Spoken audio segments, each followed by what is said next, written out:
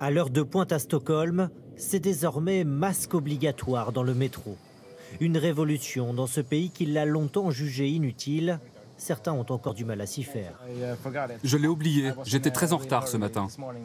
On n'a jamais eu l'habitude de porter un masque. C'est un gros changement. Je ne suis pas sûre que ça suffise à enrayer l'épidémie, mais je me sens plus en sécurité. Cette mesure symbolise la volte-face du gouvernement.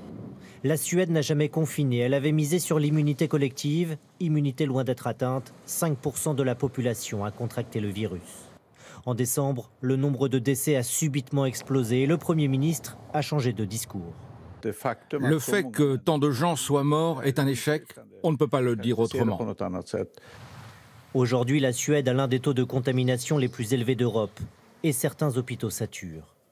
Dans cette unité, on traite les patients les plus graves. Le chef de service avait lui aussi sous-estimé l'arrivée d'une deuxième vague. Il regrette que les autorités n'aient pas réagi plus tôt. La plus grande erreur, c'est de n'avoir rien fait en octobre.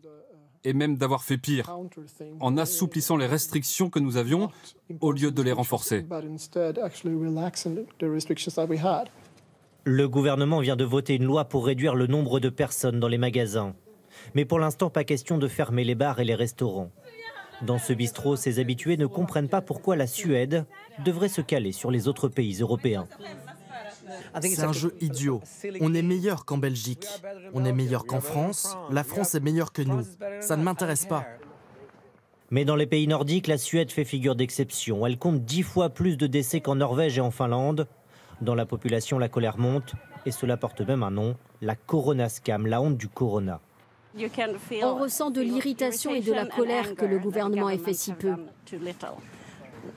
Plus de 9000 personnes ont perdu la vie en Suède. On ne comprend pas pourquoi autant de personnes meurent dans notre pays. Si la situation s'aggrave encore dans les prochains jours, le gouvernement pourrait durcir les restrictions. Mais il n'y aura pas de confinement.